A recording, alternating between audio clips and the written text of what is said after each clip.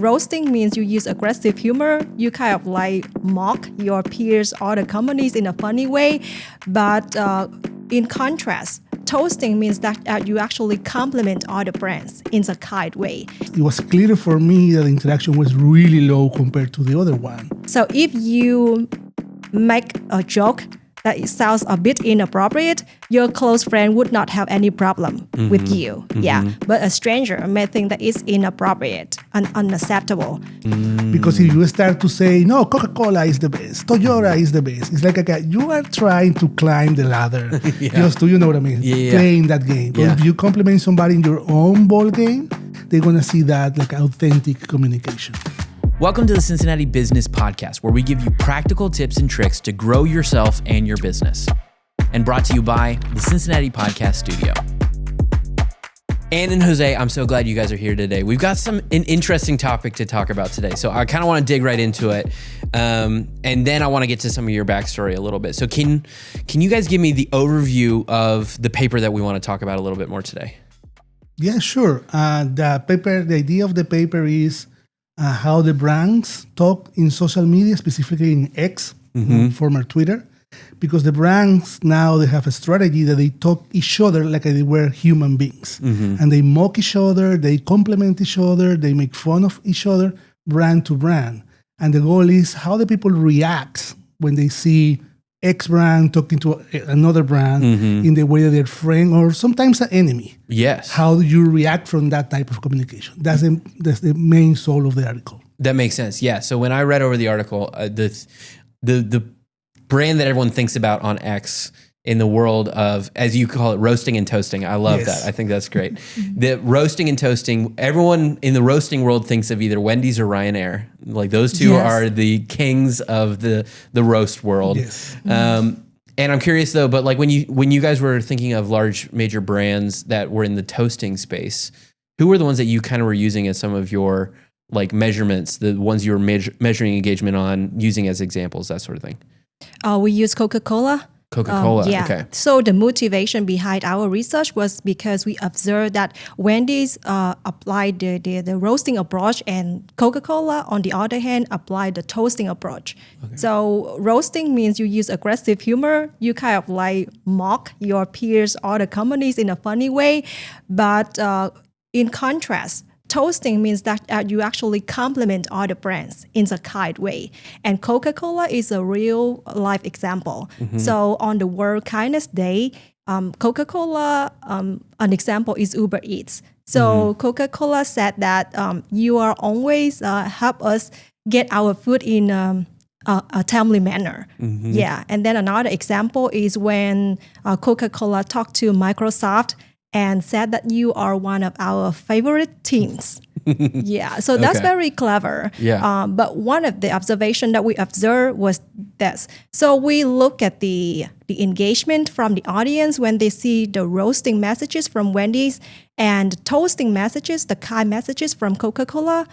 It's surprising to us because there were more engagement from the audience towards the roasting messages. But there was less interaction from the customers when they look at the toasting messages from Coca-Cola. Oh, okay. All right. We're going to dig into all of that. So I'm really curious. But first off, I kind of want to know your backgrounds. Why were you in the place that you guys were deciding to do this research and try and understand the dynamics in this space?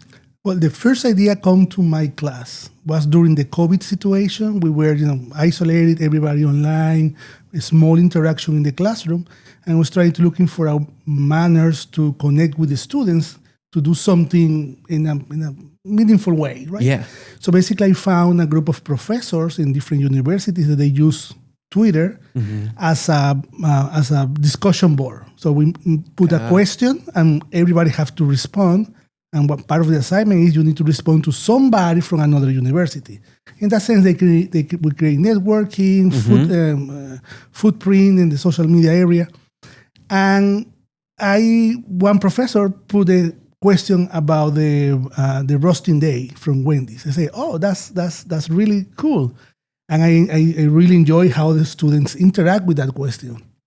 6 months later, I saw in Twitter the Kindness Day for Coca-Cola, and in my head was like, hey, this is a different approach. And I asked that question in Twitter, and it was clear for me that the interaction was really low compared to the other one. Yes. So I got the idea. I write something. I come to Anne and I say, "Hey, I got this idea. I think it's gonna be cool."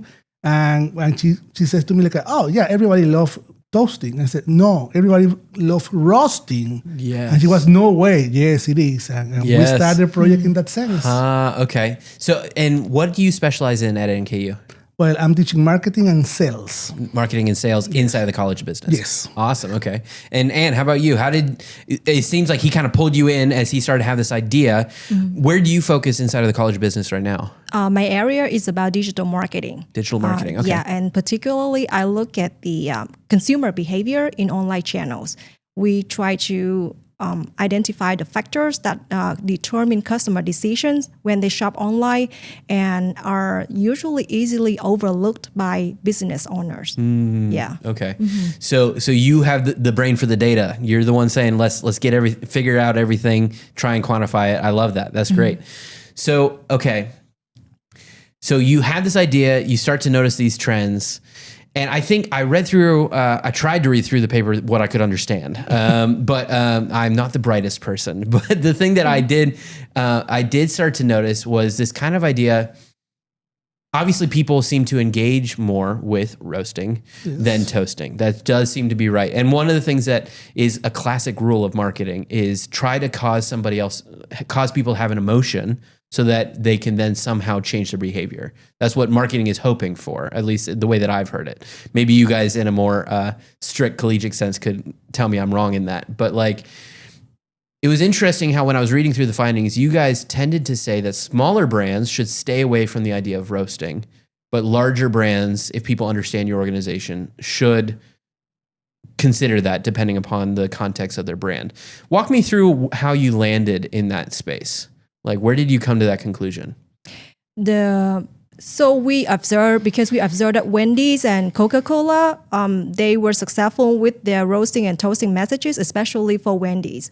And we have another question. In our research, we thought about like smaller brands, the unfamiliar brands. Would they be successful if they apply the same strategies or not?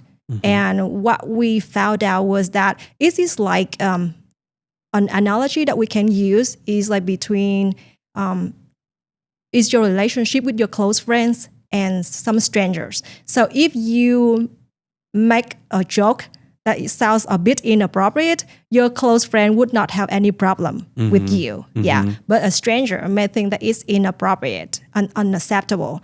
So the same thing that we observe here is that if a brand is unfamiliar with the customer, they would not interpret the joke funny, but they may think that it is really inappropriate because I don't know you. I don't think that it is something that I find funny. Yeah. Interesting. Yes.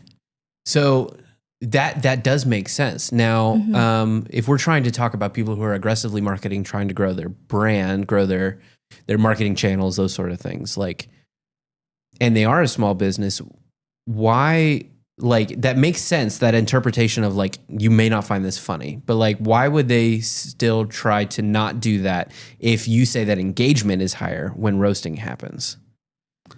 Yeah, but because the other part of what Anne says is like we have two brands talking, right? Yeah. It's not just one brand saying something, it's what happened backwards, right? Okay. With the answer to. So it's easy for big brands like a Coca-Cola, Toyota, Wendy's to say something, and then another big brand responds back. It's like you feel they are in the same ball game. Yeah. Right? But if Coca-Cola say a small company say something and a big one respond heavily, people will feel like, you're killing the little dude. Don't do that. Okay. So what we found was it's better for a small brand to complement another small brand. Because if you start to say, no, Coca-Cola is the best, Toyota is the best, it's like you are trying to climb the ladder just to, you know what I mean, playing that game. But if you compliment somebody in your own ball game, they're going to see that like authentic communication. Okay, that totally makes sense. Okay. So then talk to me about this idea, because I think if I was reading the research correct, you guys had a bunch of students kind of do this method of like roasting and toasting on a small scale, right? Like to try and like measure the success of this. Talk me through how that worked. Me? Okay. Well, we got several studies because from academic point of view, we tried. I saw the effect in a large sense. Mm-hmm. But now we start to asking questions. But what if you are a small brand? Mm-hmm. What if you talk with a big brand? What if that small brand talk with a small brand? Mm-hmm. What if that happened? So we replicate the study with different conditions to try to establish boundaries. Okay. That in the way that I say, if you're a small brand, do that. If you're a big brand, you can do that. Okay. Just provide like a managerial playbook for the managers on how to implement those strategy. Mm-hmm. That's why we have 5 different studies, because we try to cover all the, not the entire, because it's impossible to cover all the topics, but at least the most clear ones to create a better strategy that can be applied soon and faster for companies. Okay. So then you did all this research. Did your prior conceptions were they confirmed by this research, or did something surprise you? I think that we have one wonderful result that really surprises us. My first idea, like people love more roasting, works. Uh-huh. But when we were checking out the why, or what is the mechanism for the consumers to try to understand this is funny and this is not dangerous, this is not lack of respect, is something that we call the neutralization message. So basically when Wendy says, do you want to be roasted? That ask for permission open the door for you to start to play along. When we remove that part for small brands, people say, that's bad. Why you do that? I don't know you. Why you play hard with me? Or why you play hard with other brand without asking that permission? So that neutralization message really triggered the effect. And we didn't expect that and come up during the experiment. And was the one that really conceptualized and works wonderful. Oh, man. Okay. So, Anne, then the question would be, when did you discover that neutralization message along the way? Like, because I assume you guys were just going in just straight, hey, what's the roast, what's the toast? Let's see how they works. When did you kind of discover that as you were walking through it? So the fact is that Wendy was very successful with their roasting messages, but at the same time, we found out that a lot of companies, they fear of using humor because they were afraid of backlash. So I look at different messages from different companies on social media. And for the case of Wendy's, they were successful in some cases, like Ryanair. They was also successful many times, but there are sometimes they kind of like receive backlash because they kind of make a joke in the middle of nowhere. And the customers were very upset about that. So I kind of like compare different messages and to identify what is the factor, what is the difference between the ones that got a lot of engagement and no complaints from the customers versus the one that actually received complaints from the customers. And the major difference that I observed was the utilization of the context. You need to provide a context before you utilize aggressive humor. That makes sense. Yeah. So, did you guys happen to dig into then smaller brands usually using a neutralization message like that to then eventually do roasting on their small platform? Did you happen to dig into that and see if roasting then worked for them, or was that not an across the board scenario? It was. We tested that, and indeed, in order to be extreme in the testing, we create a new brand. And we throw it to the consumer because we know that nobody knows that. We make an indigo type of clothing brand that doesn't exist. We create the logo. Fun. So for sure was absolutely nobody knows what is this brand. And we do roasting and toasting with and without neutralization.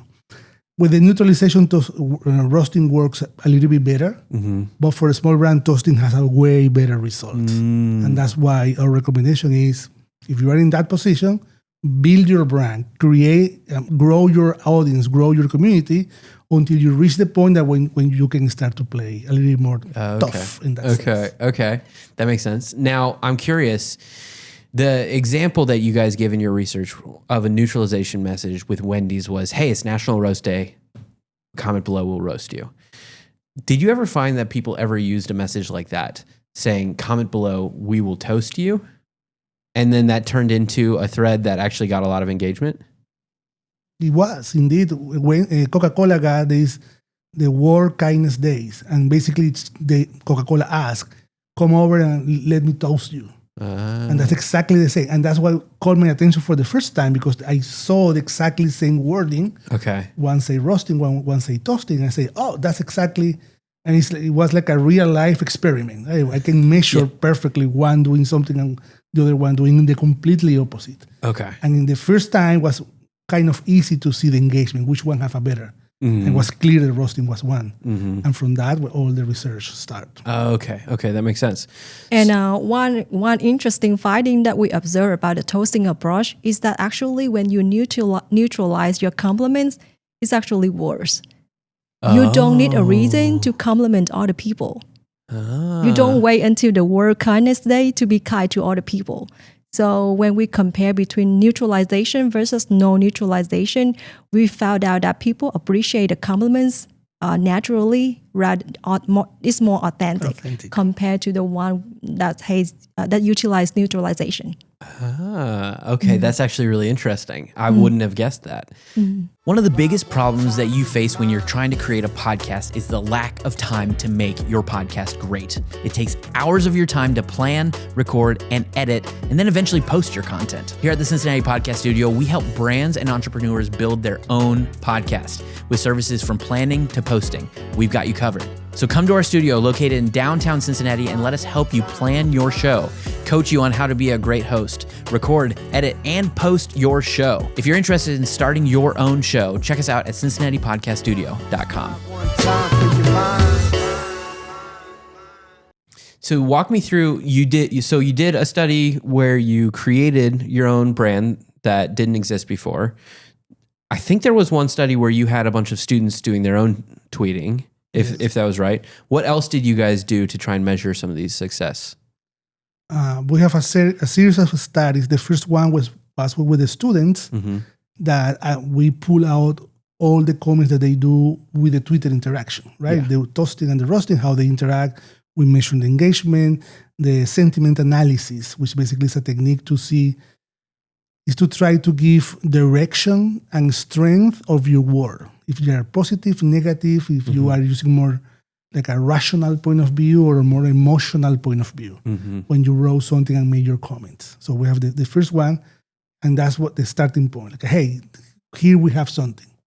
After that, we use Coca-Cola and Wendy's, and we change the message. And we use a large sample to see what happened. After that, we create a completely new brand to see what happened. And the last one, we use clothing brands, famous clothing brand, against one that we create. So in that sense, we cover all not all, but at least a range variety of different options, a different brand interaction to see which one works better or not. Okay. So you actually got a large clothing brand to like enlist in the study with you guys? Yes. Awesome. Okay. Because it's like soft drink, chips, all these kind of brand are more playful. You tend to feel like they are all in the sports event, always in TV.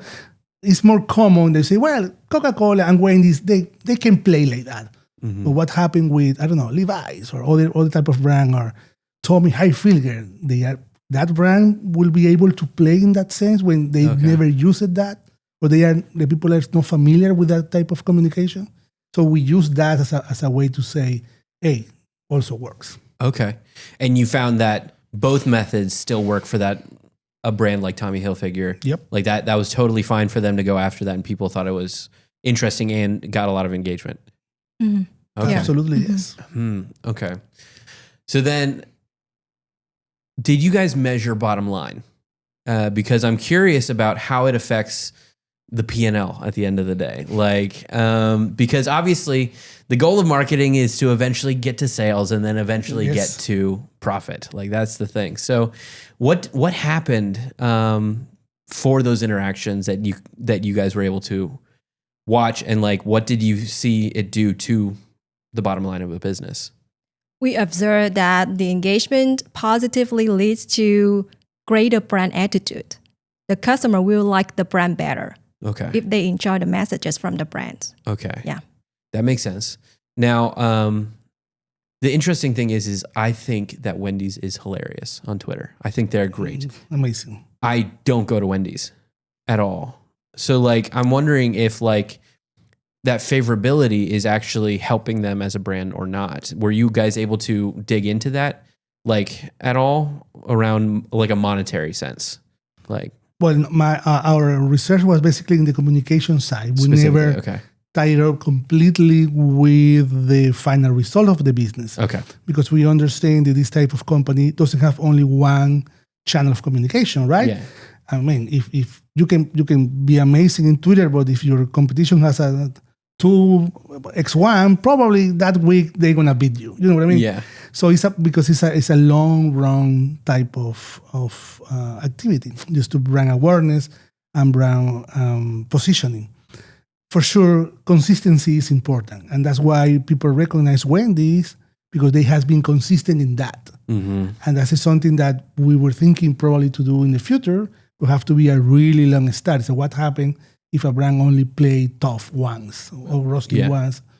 Maybe it doesn't have any effect, because it's like one day it's funny thing that you say, but what if you continue that, you really create a trajectory, you really create a brand establishment, a personality that people can connect it with and have a more strength results in your sales. Okay. Yeah. Okay. I wouldn't consider it to be a deciding factor when it comes to the customer purchase decisions, but it can be a plus. Like it can help you reinforce the relationship with the customers. Yes. Because not only Wendy's, but other brands like McDonald's, they also make funny posts on social media as well.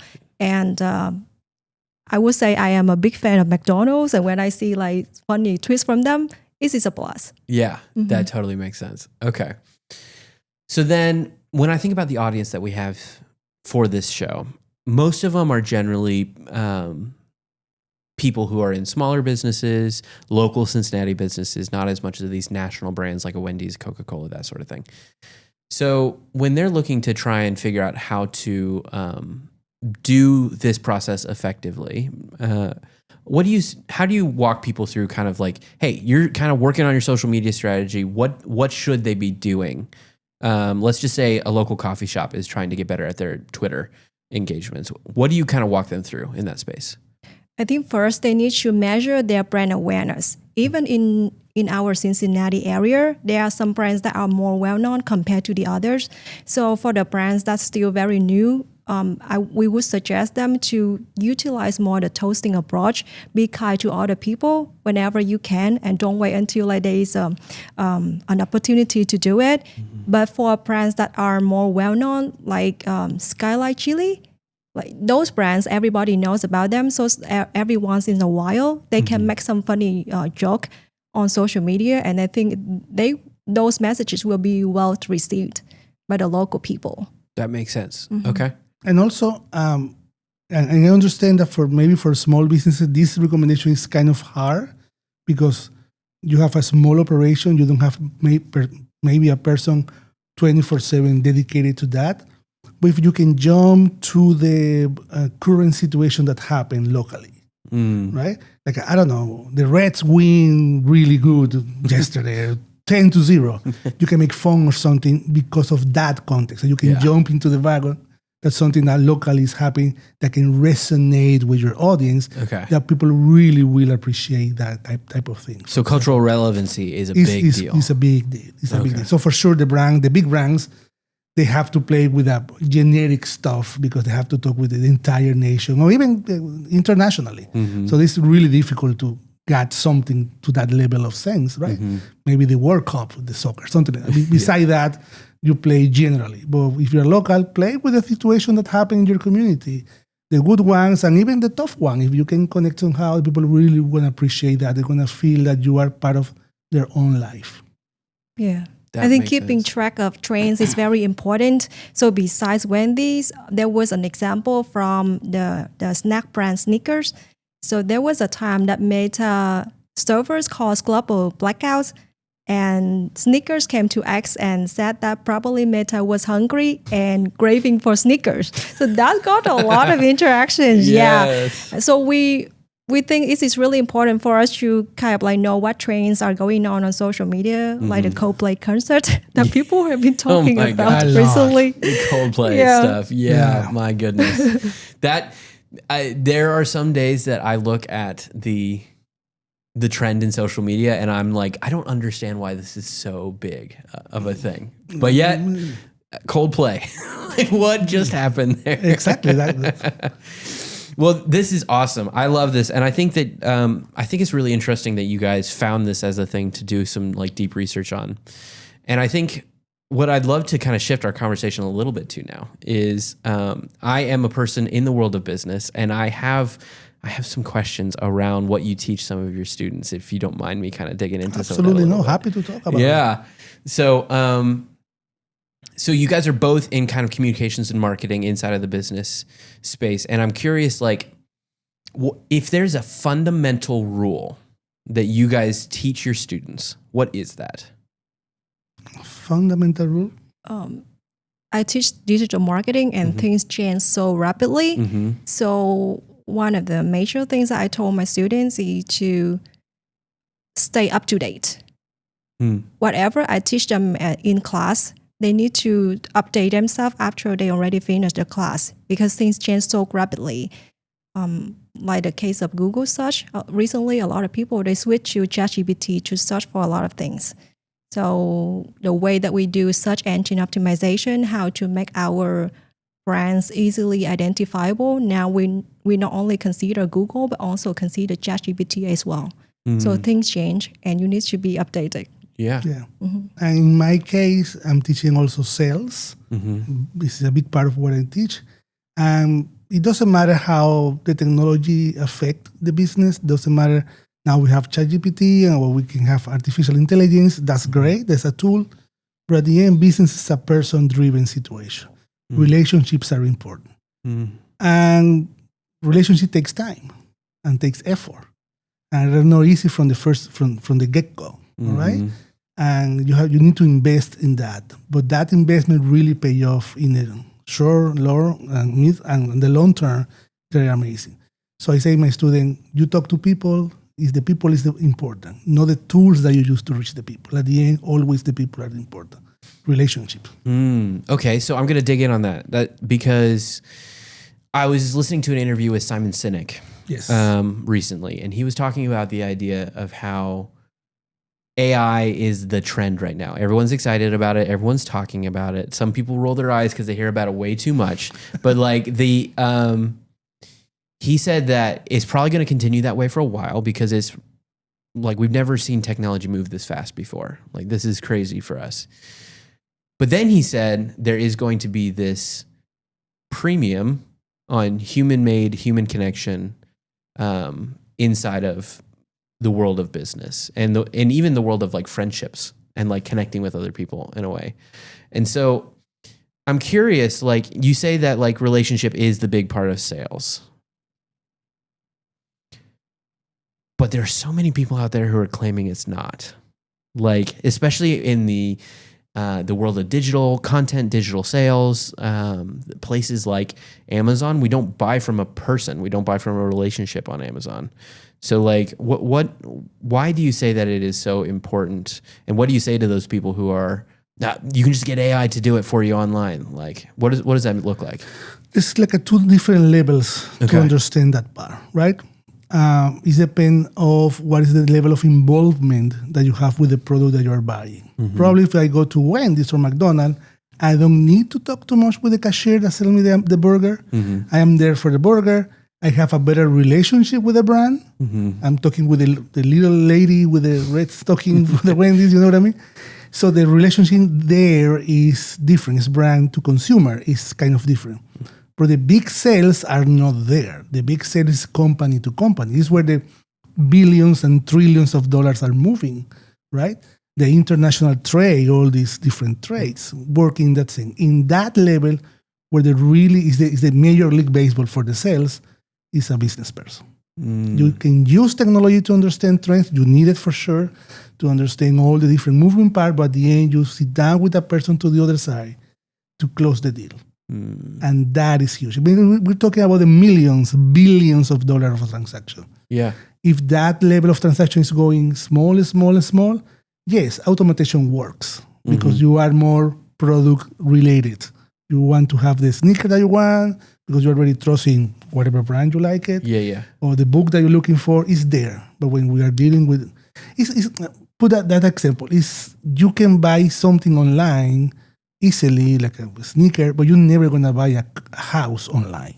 You need your realtor. You want to go there. You need to talk to people because this is really important for you. Yeah. That's the point. Yep. That totally makes sense.